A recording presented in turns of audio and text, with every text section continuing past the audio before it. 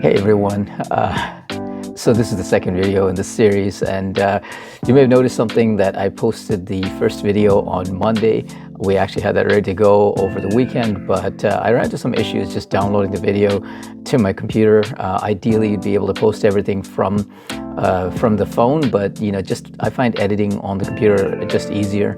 But I ran into a real issue actually downloading the video, and most of you may not do this, but it seems interesting to me that there's not a clear sort of guidance on the internet when I was searching for this. I have a Samsung phone and a Mac laptop, and as many of you may know, there's two major ecosystems. You've got Apple and you've got Android. So Android pairs with Windows really well, and it's well integrated. With iPhone, it pairs really well with a Mac laptop, and never the twain shall meet. So what happened is I've got a Samsung phone with a Mac laptop, and everyone says use Android file transfer app on the Mac. It doesn't work for the majority of people, I've found out.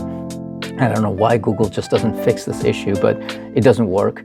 OpenMTP is another solution that people have mentioned, which is a more open source and supposedly a little bit more industrial, I guess, or more powerful version of it. Still doesn't work. I think it's using the same basic connections that Android file transfer is using. So I tried everything that most people have suggested, which is deleting all of the Samsung apps from the Mac and stopping all of the Drive, the Google Drive, no luck. So at this point, I was just about to just download it to an external SD drive and then transfer it over, which is really clunky, but it does work. So that's an option for you as well. What I did find ultimately was the MacDroid. MacDroid is an app that is actually, it's free to use just to bring files from your phone to the laptop. If you want to go the other way, it's a subscription of $1.67, I believe, as of this video.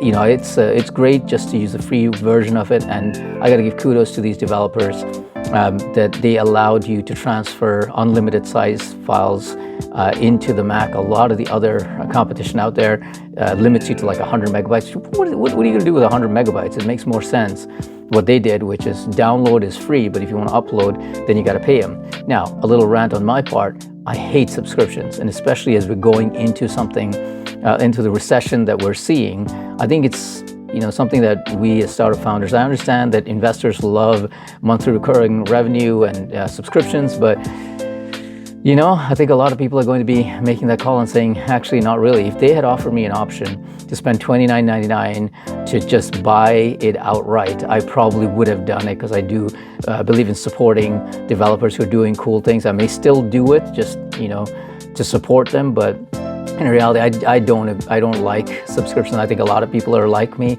who if you ask you for a subscription, even if it's $1, right? It's just something on a monthly basis that we don't want to see coming out of our accounts. We'd rather pay for it up front, take the pain up front, and not have to deal with it again. So I think that's going to happen with a lot of SaaS products. Now, there's been this sort of like explosion of SaaS products. Everything is on a subscription basis.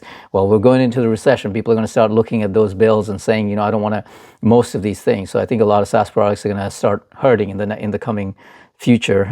So if any of the developers are watching this, I'd humbly ask them, $25 or $29, give me an option to just buy it outright. I would absolutely do so. Just something to think about. Long story short, if you're like me and you want to make your life easier as a content creator, pick an ecosystem and stick with it. If you want Windows, do Windows and Android. If you want to do Mac, do Mac and iPhone.